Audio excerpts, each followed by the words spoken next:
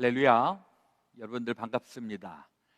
이렇게 온라인을 통해서 우리 청지기 세미나에 참여하시는 모든 분들 반갑고 또 주님의 복이 함께 하시기를 바랍니다. 저는 뉴저지 레오니아 지역에서 그레이스 베델 교회에서 목회하고 있는 장학범 목사입니다. 이렇게 만나게 돼서 반갑고요. 제가 짧은 시간이지만은 우리 소그룹 교제에 대한 말씀을 나누고 특별히 교회 내에 있는 소그룹을 운영하는 것에 대하여서 잠깐 생각해보는 시간을 갖고자 합니다. 우리 소그룹이라고 하면 감리교는 가장 대표적인 소그룹이 속회가 되겠습니다. 속회라고 하는 영어로 클래스라고 얘기를 하는데, 이것은 250년 전에 우리 감리교를 시작했던 요한 웨슬레, 또 요한 웨슬레의 동생하고 그 친구들이 시작한 그 스몰 그룹에서 유래가 되어서 우리 감리교는 이 스몰 그룹을 통해서 신앙 운동을 하고 또 교회가 부흥하는 굉장히 중요한 역할을 감당을 했습니다. 그래서 우리 교회에 여러 가지 다양한 또 사역들과 또 신앙의 훈련들이 많이 있는데, 그 가운데서 제가 이 석회에 대한 또 소그룹에 대한 말씀을 잠깐 나누도록 그렇게 하겠습니다. 우리 제가 정한 그 본문은 사도행전 2장 43절에서 47절에 있는 말씀입니다. 다시 한번 좀 읽어보면, 사람마다 두려워하는데 사도들로 말미암아 기사와 표적이 많이 나타나니 믿는 사람이 다 함께 있어 모든 물건을 서로 통용하고 또 재산과 소유를 팔아 각 사람의 필요를 따라 나누어 주며 날마다 마음을 같이하여 성전에 모이기를 힘쓰고 집에서 떡을 떼며 기쁨과 순전한 마음으로 음식을 먹고 하나님을 찬미하며 또 온 백성에게 칭송을 받으니 주께서 구원받는 사람을 날마다 더하게 하시니라. 이게 아주 가장 그 초대 기독교의 대표적인 교회의 모습입니다. 초대 기독교는 오늘날 우리 교회하고는 좀 많이 다르죠. 요즘 우리 교회들은 뭐 대형 교회도 있고 중형 교회도 있고 또 아름다운 성전이 있고, 근데 2000년 전 이제 교회가 막 시작이 되는 그 초대 기독교회에는 그런 아름다운 큰 대형 교회 이런 것은 사실 없었다라고 이야기합니다. 그때는 그냥 조그만 가정교회, 또 그러나 가정교회라고 해서 마냥 우리가 생각하고 있는 그 가정의 개념은 아니죠. 요즘은 이제 가정도 그 핵가족이 돼서 뭐 5명, 4명, 뭐 요즘 이제 뭐 혼자서 사는 이런 사람들도 있고, 이런 그런 가정의 개념이 아닙니다. 예전에는 대가족이 있고 또 좀 집안이 넉넉한 데는 거기 그 노예들도 있고 머슴도 있고 커다란 그런 공동체이죠. 이제 이런 데서 이제 신앙생활을 했던 이런 교회 공동체가 많이 있습니다. 그러다 보니까 이제 좀 사이즈도 있고 영향력이 있고 이런 데 이제 사람들이 모여서 이제 교회를 시작을 하고, 그리고 그 교회 안에서 예수 그리스도를 영접하고 또 예수 그리스도의 능력을 체험하고 이러면서 이제 교회가 점점점 확산이 되고, 그리고 이제 초대 기독교가 이제 제도화되고 그러면서 이제 건물도 만들어지고 하는 이제 그런 일들이 일어나게 되는데, 초대 기독교는 건물도 없었고 제도도 갖추어져 있지 않는 그 상황에서도 이 교회가 놀랍게 부흥하고 또 모든 성도들이 신앙생활을 잘하고 있는데, 그 이유가 무엇이었을까 하면 초대 기독교회는 대개 4가지의 일을 한 것으로 많이 알려져 있습니다. 초대 기독교의 4가지 특징, 첫 번째는 뭔가, 이것은 헬라어로 캐리그마, 말씀 선포. 하여튼 초대 기독교서부터 오늘날 2000년이 지난 지금까지도 교회에서 신앙생활하면서 가장 중요한 것 하나 그러면 절대로 잊어버릴 수 없는 게 하나님의 말씀을 선포하는 겁니다. 그러니까 초대 기독교에도 하나님의 말씀을 선포하고 그 말씀을 듣고 은혜를 받고 하는, 이게 우리 교회 안에 있었고, 두 번째는 디다케, 헬라 말로 디다케, 이것은 교육을 얘기하는 것이죠. 그래서 그 교회 안에서는 그리스도가 누구인지 또 그 자녀들에게도 가르치고 또 새신자에게도 가르치면서, 이게 교회가 굉장히 중요합니다. 교회가 가르치는 일들을 하는 일들이 굉장히 중요해서, 그래서 요즘도 우리 교회에서 그냥 예배만 드리고 가는 교회가 아니라 그 안에 예배 외에 별도로 그 성경 공부를 하는 시간들을 갖는 것, 이게 초대 기독교에서부터 있었던 현상이죠. 그리고 이제 세 번째는 디아코니아라고 하는 말인데, 이것은 봉사, 교회 안에서 서로 봉사해주고 특별히 이제 좀 가난한 사람들을 구제해주고 이런 일들을 교회 안에서 했습니다. 우리 교회 안에서도 이 디아코니아가 굉장히 많이 있죠. 이 디아코니아라고 하는 말에서 디컨, 집사라는 그런 단어가 나왔는데, 우리 그 교회 집사님들이 많이 있는데 이 집사님들의 역할들이 뭐냐? 그것은 교회 안에서 봉사하고 또 돌보고 이런 일들을 하는 것입니다. 이게 이제 교회 내에서만 하는 것뿐만이 아니라 사회에 나가서 또 지역 사회도 봉사하는 일들, 이게 초대 기독교에 있었다는 것이고요.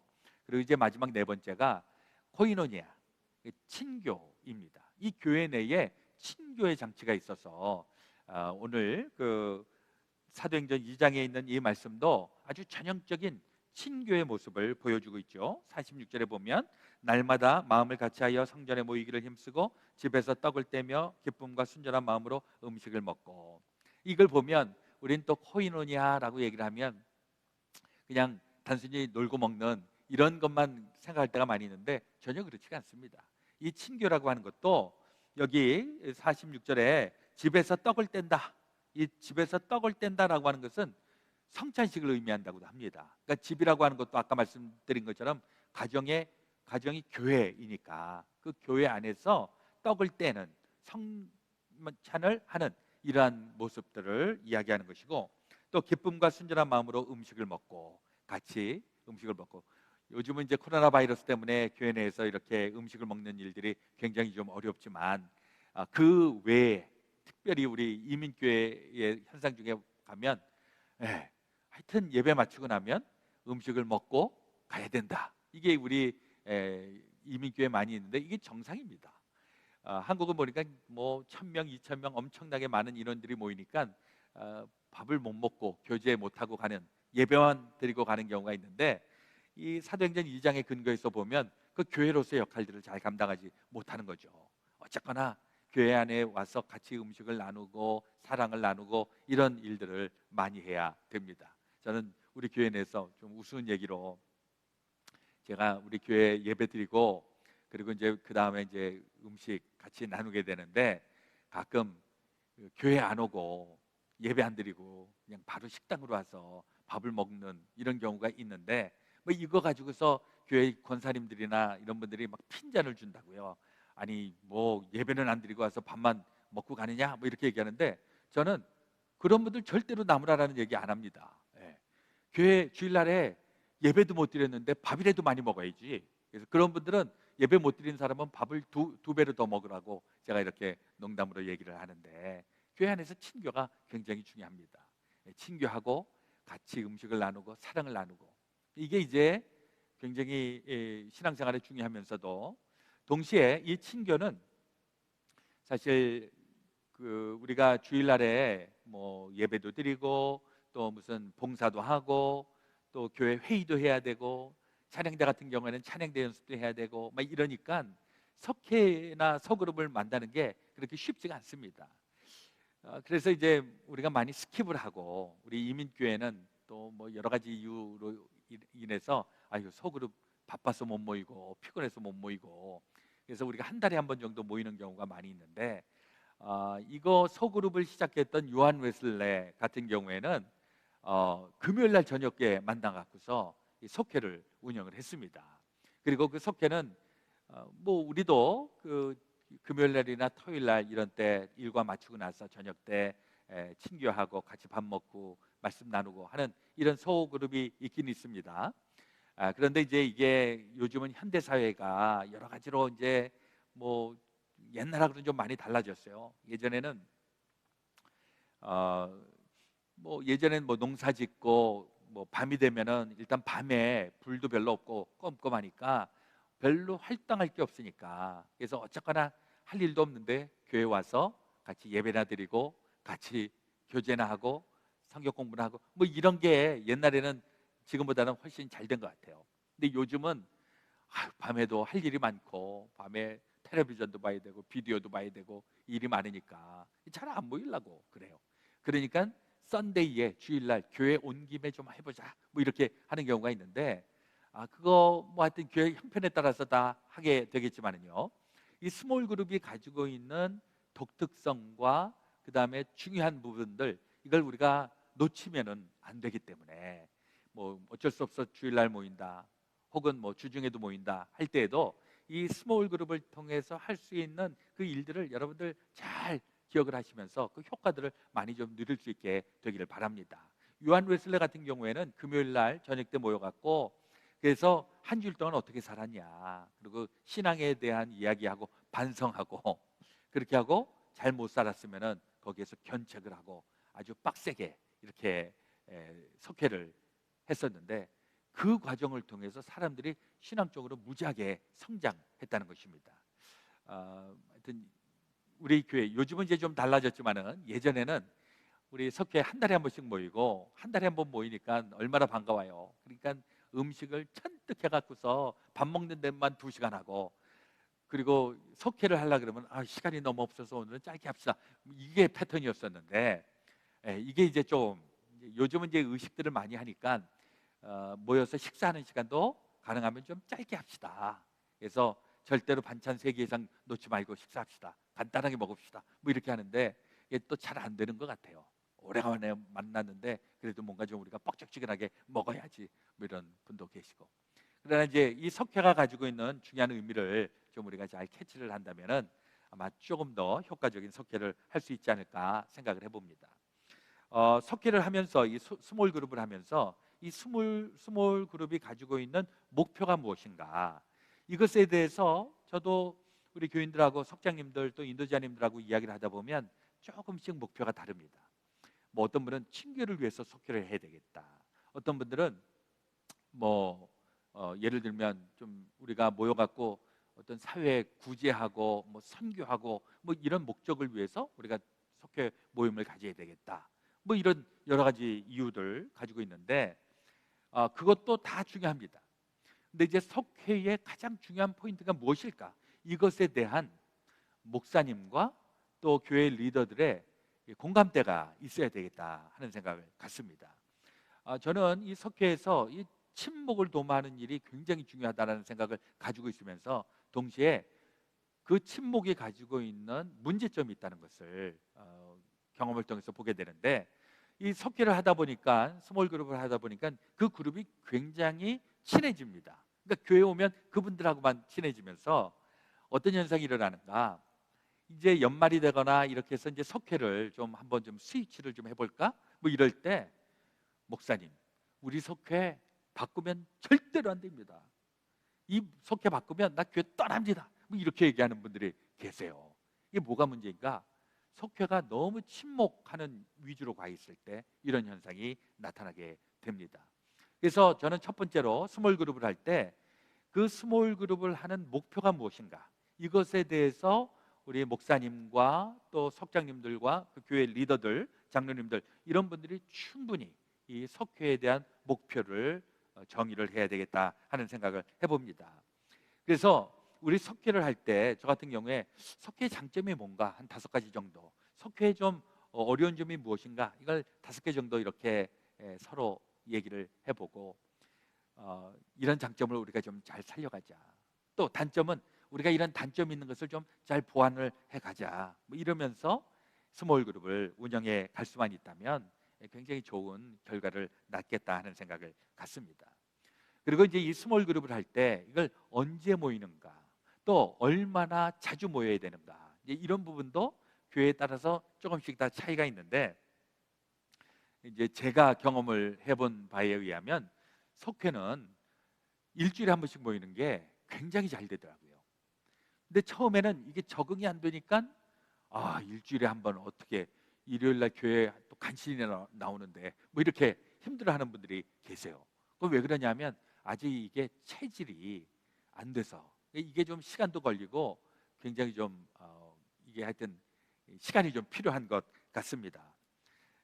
저희는 지금은 이제 코로나 때문에 이제 실천을 하고 있지는 못하지만은 그 전까지 저희 교회에서는 주일날 모입시다.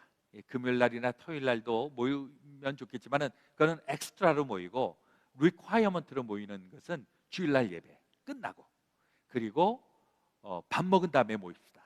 교회 안에서도 우리 친교를 하니까 친교하는 시간 교회에서 설거지하는 시간까지 해서 1시간 안에 다 끝내고 그리고 각자 다 모여서 적어도 45분 길어지면 1시간 1시간 이상은 절대로 길어지면 안 되는 이런 룰을 정해놓고 매주 속회를 가지십시다. 뭐 이렇게 해서 실천을 해왔었는데 처음에는 되게 힘들어하시고 막 걱정하고 그러셨는데 이것도 몸에 배니까 괜찮더라고요. 잘 되더라고요.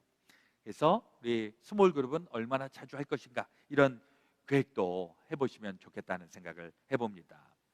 그리고 이제 석회를 우리 운영을 할 때 이게 굉장히 어려운 숙제예요. 이게 바꿀 때마다 진통을 겪습니다. 그래서 이 석회를 바꿀 때 누가 하는가? 제가 예전에 석회를 한번 다 짜본 적이 있어요. 그 연말이 되면 아마 많은 교회 목사님들이 연말에 이제 석회 조정을 하게 되는데 이 석회를 조정할 때 이제 나랑 친한 사람하고 좀 있어야 되고 나는 저 사람하고 좀 안 맞고 그러는데 나 저 사람하고 있기 싫은데 이제 이런 문제들이 있기 때문에 여기에 대해서도 뭔가 좀 이렇게 원칙을 세워야 되는데 이게 참 말처럼 쉽지는 않습니다. 그야말로 연말에 저도 언젠가 몇 해 전인가 석회를 짜다가 이렇게 A안 그럼 또 A안에 대해서 컴플레인하면 B안 그것도 안 되던 C안 D안 그거 하다가 해 다 가겠더라고요. 그래서 도저히 안 되겠어서 나중에는 차라리 여러분들이 짜갖고 오세요. 이렇게 했더니 비교적 괜찮게 갔었던 그런 경험도 있습니다. 그런데 이제 그게 이렇게 보니까 꼭 좋은 것도 아니더라고요. 보니까 다 끼리끼리 그리고 이제 조금 입김이 센 사람들이 이제 자기 사람으로 다 편을 먹고 나머지 사람들은 좀 이상하게 판을 짜갖고 오니까 하여튼 그때 이걸 제가 좀 뚝심 있게 좀 밀어붙였으면 좋았는데 제가 그냥 성격이 너무 약해갖고 그냥 알아서 하십시오 했는데 생각처럼 그렇게 잘 안 됐습니다. 근데 하여튼 충분히 서로 토론을 하고 교회 비전을 같이 세우면서 우리가 적어도 1년에 한 번씩은 좀 바꿉시다.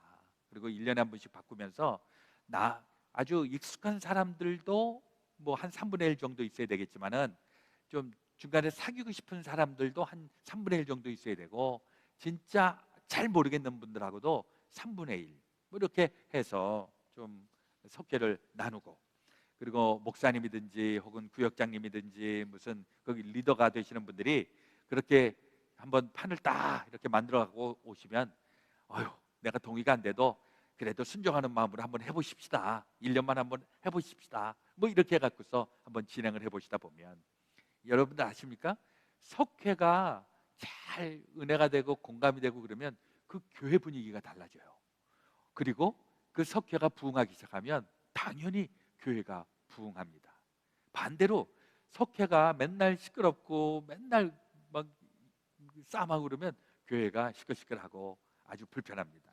이 석회 구역 혹은 무슨 셀 이게 건강해야 셀이라고 하는 게 또 세포 아닙니까? 이 세포가 건강해야 교회가 건강해지는 현상이 나타나게 되는데 어쨌거나 여러분들 이 스몰 그룹을 잘 한번 운영해 보시기를 바랍니다. 그리고 이제 네 번째로 생각해 보고 싶은 것은 뭐냐니까 그 석회만큼 그 이상 중요한 게 뭐냐 하면 어떤 석장 혹은 어떤 인도자들을 정해내야 되는가 이게 쉽지는 않습니다. 아주 뭐 잘하는 이런 분들이 있어갖고 다 준비되어 있는 분들이 석장을 하고 인도자를 하면 얼마나 좋겠습니까마는 교회에 그렇게 말씀을 가지고 또 석장을 잘 운영할 수 있는 사람들이 교회에 그렇게 많지가 않기 때문에 이런 분들을 또 길러내는 일들도 해야 하기 때문에 우리 가끔 이렇게 스몰 그룹에 대해서 뭐 저뿐만이 아니라 많은 사람들이 강의를 하고 또 웬만한 세미나 다 들으셨을 텐데 이게 사실 시스템을 갖추었다 해서 이 시스템대로 잘 돌아가면 얼마나 좋겠습니까? 근데 아무리 시스템이 좋아도 그것을 구성하고 있는 그 사람이 굉장히 중요하기 때문에 사실 좀 시스템이 영성해도 거기에 진짜 헌신되어 있는 그런 사람들이 있으면 시스템 무시하고 잘 돼요. 근데 시스템이 잘 돼 있어도 거기에서 누가 그 일을 맡아서 하느냐에 따라서 죽을 수도 있습니다. 그래서 어쨌거나 우리가 석장 인도자를 길러내는 일도 해야 하는데 이건 시간이 오래 걸립니다. 그래서 그걸 잘 발굴해내야 되고, 그리고 잘 발굴해냈다고 해서 이게 그냥 되는 게 아니에요. 저도 보니까 정말 말씀의 은사도 있고 뭐 리더십도 있고, 그런데 이게 교회 목사님과 이런 사역과 목회 이게 잘 민글이 되어야 하는데, 또 어떤 분들은 되게 튑니다. 혼자서 그냥 다 북치고 장구치고 하는 이런 부분도 있는 분들이 계셔서, 이런 부분들은 또 잘 또 이걸 다 컨트롤을 해줘야 되기 때문에 이 석장 인도자 이 길러내는 일들이 참 쉽지 않습니다. 그래서 이 석장 인도자들은 특별히 어떤 시간을 두어서 그분들을 위한 교육하는 시간이나 또 그분들을 위한 신앙에 훈련하는 시간들이 별도로 필요하게 됩니다. 이게 대부분 많은 교회들이 운영을 하고 있어요. 석회는 석회대로 운영을 하고 그 석장 인도자들만 따로 모여갖고 어떤 영성 훈련, 어떤 말씀 훈련 뭐 이런 걸 하게 되는데, 만약에 여러분들이 스몰 그룹의 리더라면 이 일에 대해서 여러분들 열심히 참석해 주시고 목사님하고 보조를 같이 맞추시기를 부탁을 드립니다. 사실 목사님들이 제일 힘들어하는 부분이에요. 이 석장님들 인도자님이 목사님하고 이렇게 눈높이가 맞고 목사님을 서포트해 줘가면서 이렇게 하면은 목사님이 어쨌거나 모든 석회를 다 컨트롤할 수가 없기 때문에 그런 분들이 같이 움직여 주셔야 석회가 잘 진행이 되거든요. 근데 석장님이 일단 목사님하고 안 맞는다, 목사님한테 삐딱선을 타고 있다 이러면은 그 목사님도 대놓고 뭐라고 할 수는 없으니까 같이 가야 되거든요.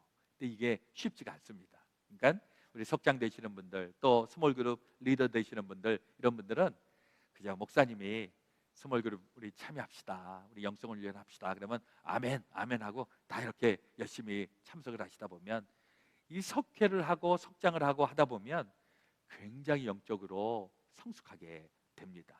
저희 교회 같은 경우에도 우리 석장님은 되게 권사님들 레벨로 이렇게 맡기는데, 저는 권사님보다 조금 더 위로 이렇게 여깁니다. 권사님들 중에서도 말씀의 은사가 있으시고 또 책임감이 있고 리더십이 있는 이런 분들을 조금 더 끌어내서 그래서 석장을 하고, 인도자는 뭐 장로님들이나 혹은 좀 말씀의 은사가 있는 분들.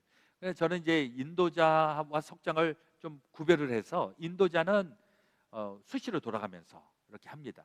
사실 인도자라고 하는 그 직책은 뭐 요즘은 이제 인도자가 교회마다 또 성격이 좀 다르겠습니다만은 석회가 아주 옛날에 한국에서는 석회 공과라고 하는 게 있어갖고 말씀을 계속 가르치는 일을 했는데, 요즘은 좀 경향이 조금 달라지고는 있어요.